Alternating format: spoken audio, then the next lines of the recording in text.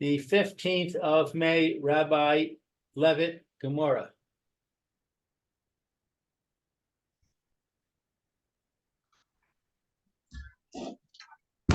Okay, let's go.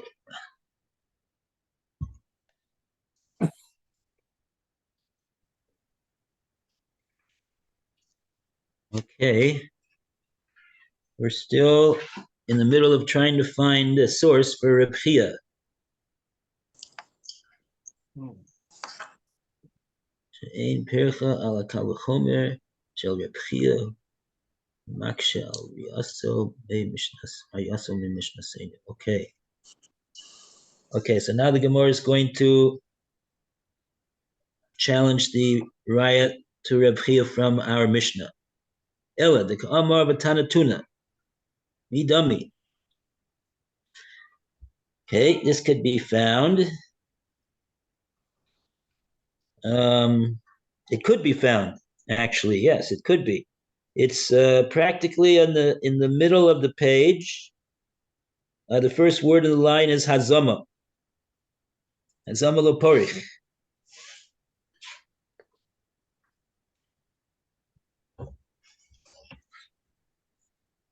On Dalet Amid Aleph.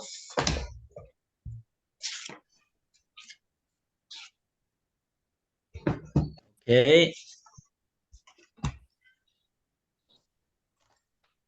So Dalet Amid Aleph. Everybody got the place? Yeah.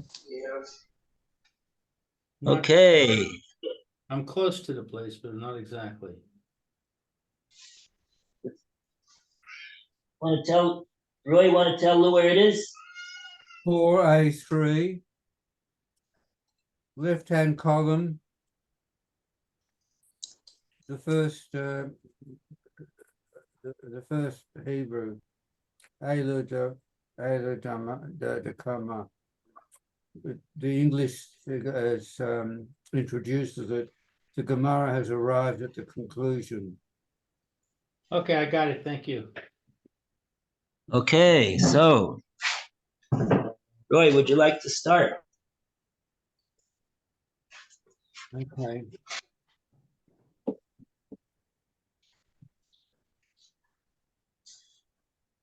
Eilu Dekama Dechana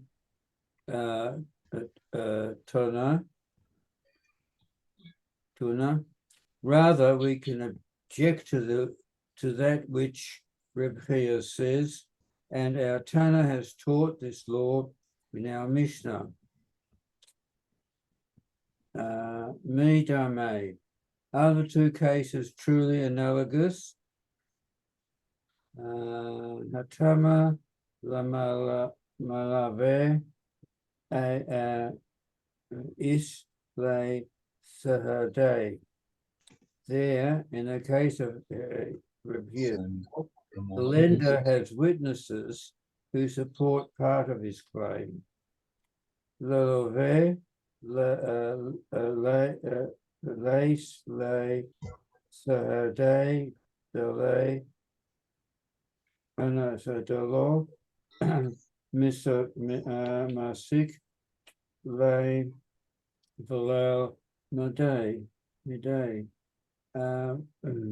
There in the case, the lender has witnesses that support part of his claim, whereas the borrower has no witnesses to support his assertion that the lender has no further claim against him. Getting a bit confusing there. De have havu le Sade Lelave Delo Masik Lay Velo Made Lo Boe Rabbe Chaya Lishtabue. For if the borrower did have witnesses to support his assertion that the lender has no further claim against him, then Reb Chia would not require the borrower to swear. Hecho bo ki, hechi, da'anen, sahade, hei, anen, sahade, behave. Here in the case of the Mishnah River, just as we are witnesses regarding this half of the cloak,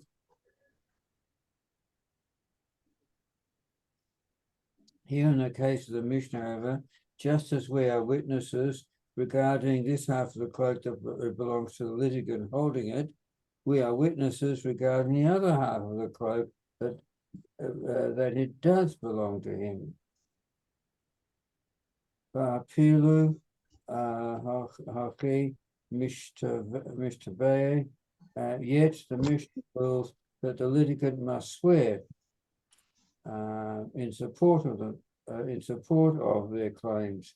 This proves then that the oath required by our Mishnah has nothing to do with Reb Chia's law, that a biblical oath of Modeh B'miktas is required when witnesses support half the plaintiff's claim.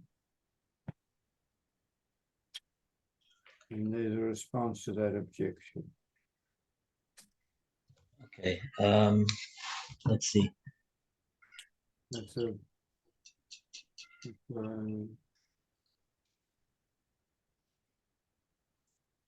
Yeah, that's not really so clear what the Gemara is. It's assuming that we know what the Mishnah says. Does anybody know what the Mishnah says? Does anybody know what the case of the Mishnah is talking about? Right? We forgot. So we got to take a look at what the Mishnah is that the Gemara is talking about, because the Gemara doesn't tell you.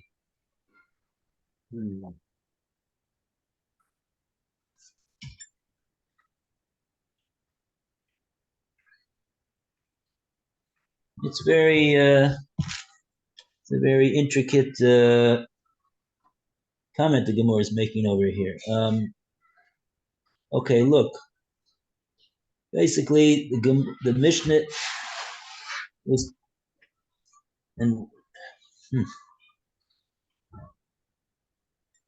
basically the Mishnah was saying that there's two people that are holding on to a talus, and each one of them says that it belongs to him, the whole talus, and we make them swear. We make both of them swear. There's no witnesses at all. There's no witnesses at all. And we make both of the people swear, both of the ones that are holding on to the talus, that they owe no less than half of the talus. And then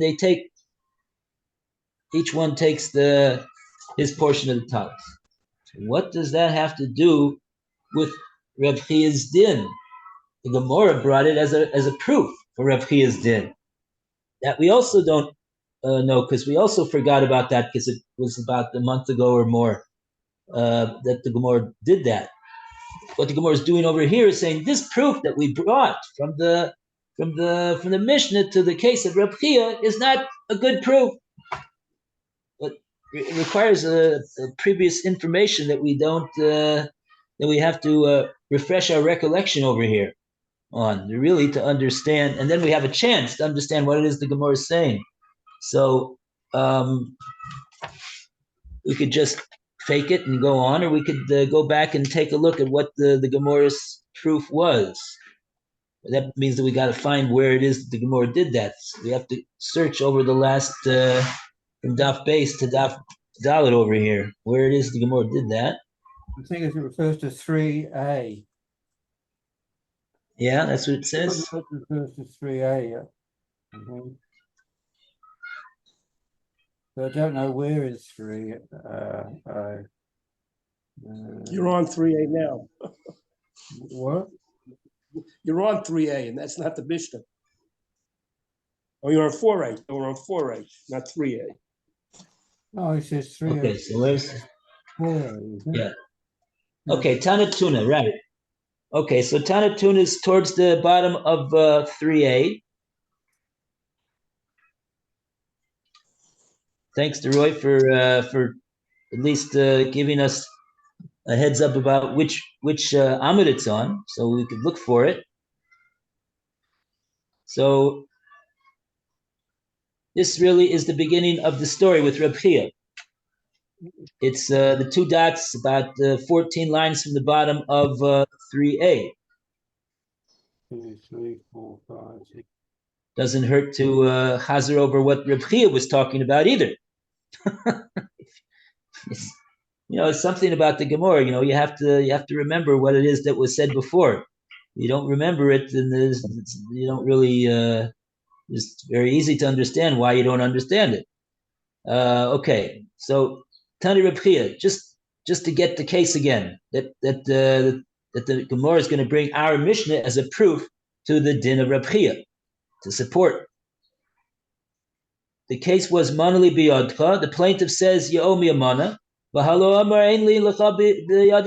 have anything from you, says the defendant. Edim me'idim also sheyesh lo chamishim zuz.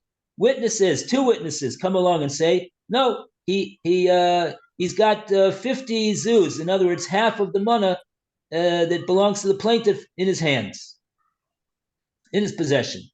So that's the case, and Rav Chia says that the din is nosin lo chamishim zuz. First, the defendant has to abide by what the witnesses testified to. He's got to give them. Got to give the plaintiff chamishim zuz according to the testimony of the witnesses, and then yishava al ashar. He's got to make a shvua to contradict the claim of the plaintiff, which has been is somewhat supported by the witnesses.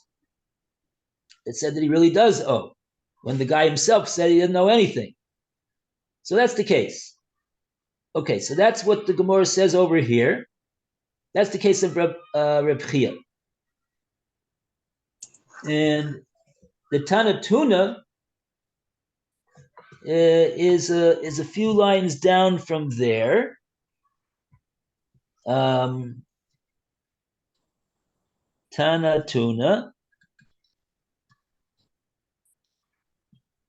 The first word in the line is Gedola. So that's what the Gemara is saying over here. Shalot tehe hodas piv gedola miha adas edim bikav v'chomer.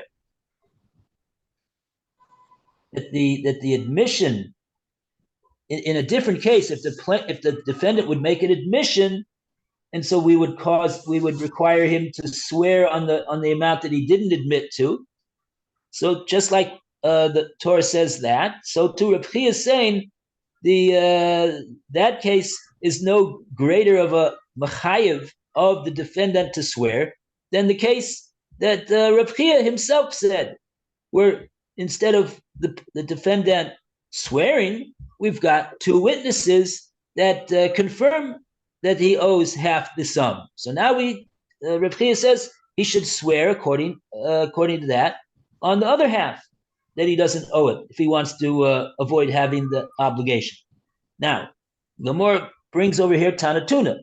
We got a proof to that in our Mishnah. And then the Gemara just brings the Mishnah, which we already spoke out. Shnai moksim betalis. Okay, so that's the Mishnah, and the Mishnah is coming as a support for Reb Chia's din that the defendant has to swear on the other half. Okay, so now, having said that, let's go back to what it says in the Gemora. What's the Gemora say?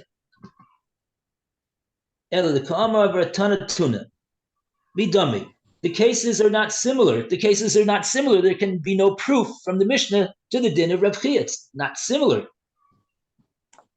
Hassam over there. Now, where is over there?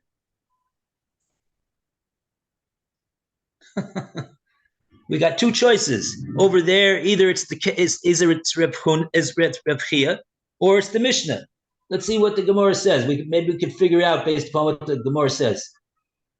Hassam, the Malva, Islay Sahade. The lender, he's got witnesses. That's the case of Reb Chia. Reb Chia brought witnesses that said that the guy owes half the amount of the claim of the plaintiff. Okay.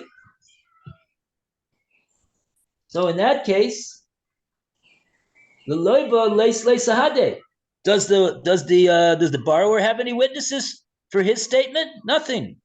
Just his claim that he doesn't owe anything. Okay. Now we don't have to read actually.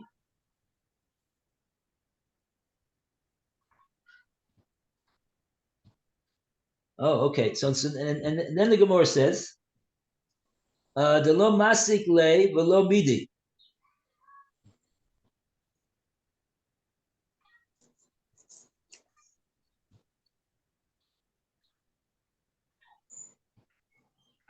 Lo masik le velo midi. Okay. Well, maybe Rashi will tell us what that's referring to. Okay, and now the Gemara is going to go to the other case. The habule sahade the loiva. Oh no, it's dwelling on the case of Reb Chia. That if Reb Chia's case featured witnesses that were able to testify in favor of the loiva, the lo masik le velo midi,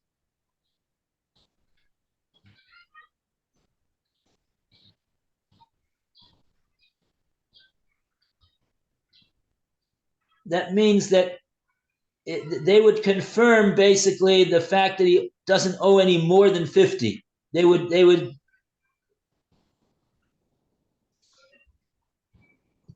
maybe they would say, yeah, he did. We know that he paid up 50. So that would go well with the witnesses that the plaintiff brought. The plaintiff said he owes 50, and the witnesses of the Lova said he paid 50. So then the story makes sense. There was a loan for a mana, and he paid up half of it, and the other half is unpaid. And so, if it would be a case like that, if that would be the case, lo boy Reb Chia lishtabue. The Gemora asserts that Rabbi Chia would not have required the defendant to make a shvua in that case if he had such witnesses in his favor. Okay. What's now the Gemara is turning to our Mishnah. The Mishnah, the two men that come in holding the talis. Actually, don't have to be men. They could also be women that are fighting about the talis. It doesn't make a difference. One second. Ki heichi de anan sahade bahai, anan sahade bahai. Now, if you're wondering what does the case of the Mishnah have to do with witnesses, there are no witnesses. But the Gemara says, we, so to speak, are testifying based upon the principle that what a person holds on to, it's got under his control, it belongs to him. So that's, the Bezdin is saying that we got, so to speak, virtual witnesses that are testifying that this guy owed, or woman, whatever, owes half the talis, and this guy owes half the talis. So they both of them got witnesses on their side. So that's the way the Gemara is presenting the understanding of the case of the Mishnah. If so, says the Gemara, we see from the Mishnah that the Mishnah says even though both sides got witnesses, he does swear. Both of them have to swear. If they want to take the talis, they both have to swear to take their portion. So that's what the Gemara said. So it's not so clear exactly what is not similar in the case. In what way is the Mishnah not similar to the Reb Chia? Because the Mishnah is talking about where both of them have virtual witnesses supporting their claim that they're going to make. They're claiming the whole thing. He claims he owes the whole thing. He claims he owns the whole thing. the virtual witness is based upon the Anan Sahade that he's holding on to it, say that he owns no less than half of it. So both of them got witnesses, but in the case of Reb Chia, the defendant doesn't have any witnesses. Only the plaintiff has witnesses. So the cases are dissimilar, says the Gemora. How could you bring a proof from the Mishnah? Okay? Because maybe the reason why each person in the Mishnah has to swear is because the other guy has got witnesses against him. Oh, 1 second. That's not right, because that's what we're doing. We're saying that the plaintiff has witnesses on his side, so that makes the other guy, the defendant, required to swear. What's wrong? It's true that he doesn't have any witnesses, but if he would have witnesses, would that mean that he would? Let's see what Rashi says. I think Rashi is going to have to explain something over here. It's not clear to me what exactly is the point, why it is that we can't learn out from the Mishnah. I do see the case they're not exactly similar, but what's exactly the point why the Gemora says we don't have a proof from the Mishnah? Rashi.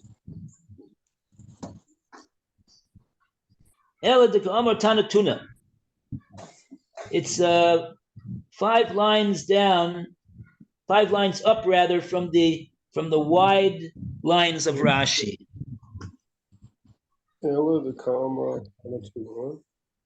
Rather is where the Talmud has taught.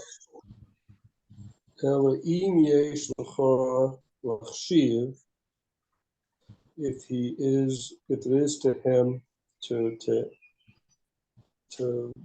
answer al divrei Rabbi Chia, to or the words of Rabbi Chia, kach yesh lecha lahashiv, and it's also going to answer the comment that says the Tana taught. The Hevi Ryan, he has to bring a proof of the different for his words. Me Mishnah Tana from our Mishnah. Me dummy that it's considered analogous. How is this the same? Okay, so that's the Gemara's question. Rashi's just setting our bearings.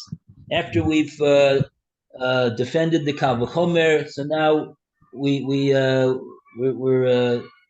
want to challenge the proof from the Mishnah. Fine. So we're saying me dummy. How's the 2 cases similar?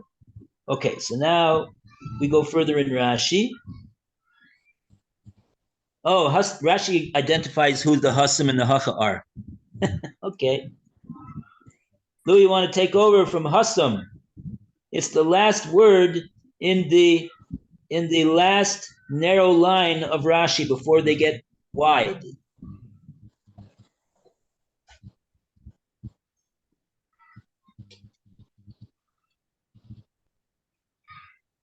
Lou. Yes. Okay, would you like to read Rashi? It's the Dibra Maskil Hassam. It's the very last word on the last narrow line before the lines get wide. On 4a. Yeah, got it. B'TV,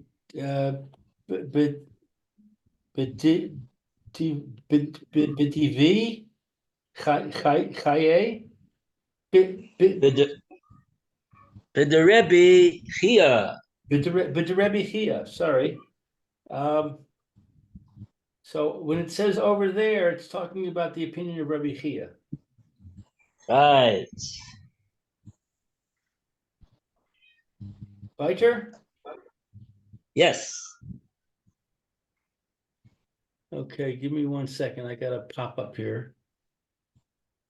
Okay.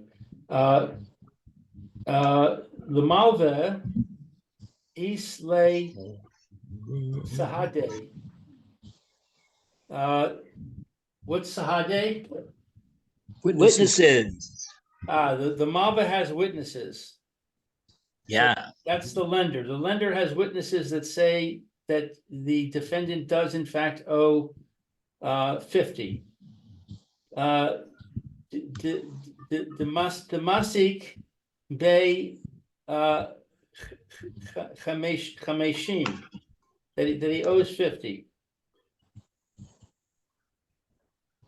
Right. The Lova Leis Hade. The Lova does not have witnesses. Be'enech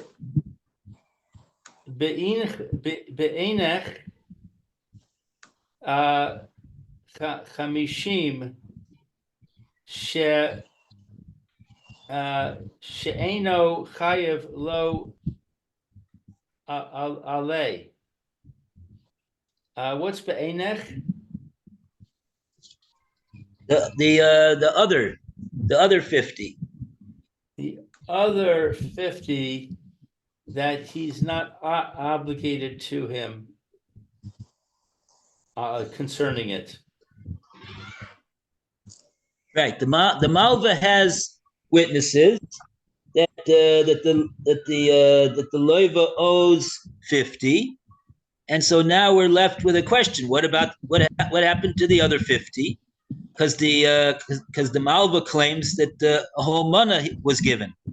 So the Gemora is saying, but the Lova leis sahade, he doesn't have any witnesses. What does he not have witnesses about? He doesn't have any witnesses about the other 50. Right. Okay. So that's the case of. Oh, okay. Now we're going to continue with Rashi. Rashi's continuing to talk about Reb Chia. Ihavale kule. If he has, etc. Keep going. For example, Elu haedu haedim chamishim chayev v'chamishim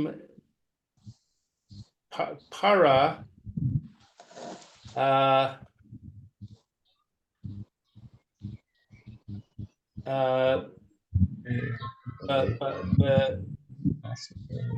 Chakagav, I don't know. Lo hazeh amar Rabbi Chia ditzarich the yishba al hashar. Right.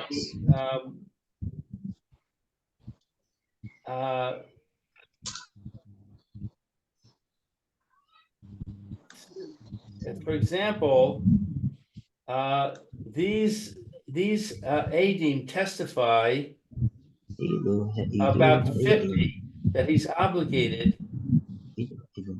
for 50. What is this para in this abbreviation? Para that was paid. Para means it was paid. The ki agavna in that way. In that way, he does not have to say. Rabbi Chia does not have to say that he's obligated, that he's required to swear on the rest. Right. So Rashi's explaining the Gemora. The words of the Gemora over here are the ihavile sahade lelova, that if there would be witnesses to the lova, and then Rashi just fills in what it would be that the scenario would be, which that's Rashi just says that Kagon, for example, Ilu, if it would have been, that's what Ilu means over here. Ilu, if it would have been that Heidu ha'edim, that the witnesses testified, Chamishim Chayev, Chamishim Para, 50 he paid, 50 he owes, and 50 he paid off. So now those witnesses, therefore, are accounting for the whole mana that the plaintiff claimed that the guy owes him. So the witnesses are accounting for the whole mana. 50 he paid, and 50 he still owes. In a case like that, B'ki'ai Gabna, in that way, lo have Omar Reb Chia, the tzarich l'shava. Then Reb Chia would not have said that that the defendant has to swear on the remaining 50 because we've got witnesses on it. Okay, that's Adkan. That's what the Gemora is saying about the case of Reb Chia. Now the Gemora moves on to what do we see from the Mishnah? What can we learn from the Mishnah, and how are we going to see that the Mishnah, the Gemora is saying, is not similar to the case of Reb Chia, and therefore cannot serve as a proof or a support to the din of Reb Chia that this defendant should have to pay, should have to swear. Masnisen, second line, Phil. Which one now?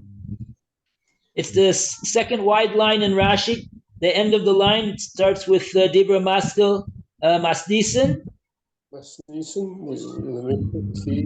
here. Yeah, it's abbreviated Masnisen. It just got a little slash over there. That means words are missing. Yeah, we taught that the Mishnah Kihichik is here. The Anan Zahadi.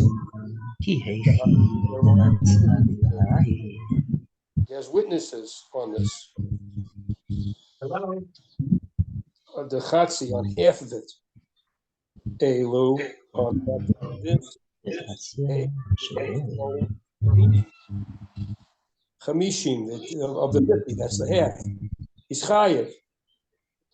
The Chamishim and the Chamishim, they do collect. In the case, lo have, we don't say Rabbi Chia, the tzrich liyishaveh al hashad, that he doesn't have to swear on the rest. He's got to pay the 50, and Rabbi Chia says don't swear on the rest of it.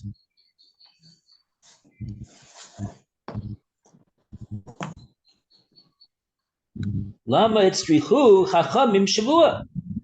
Rashi's saying that the Gemara is asking, according to the Mishnah, if we take what Reb Chia said into account, that the only reason that he requires a shvua is because he's got no witnesses. So if so in the case of the Mishnah, when both of them got witnesses, virtual witnesses, because they're holding on, each one of them to the talus, so that it's virtual witnesses that are saying this guy owns half the talus. So if so he's got witnesses. Why do either one of them got to swear? If according to the logic that we see that comes out from the case of Reb Chia. That's Rashi. Lama hitzrichu chachamim shavua. Why do the chachamim require in the Mishnah a shvua? It's the Mishnah is going with a different set of rules than we see from the din of Reb Chia. Then Rashi continues. We don't have any time to continue though. It's already 12:31. Okay, we're in the middle of the Rashi. Hooray! That's a great place to be. Okay, everybody, have a great day. Thank you.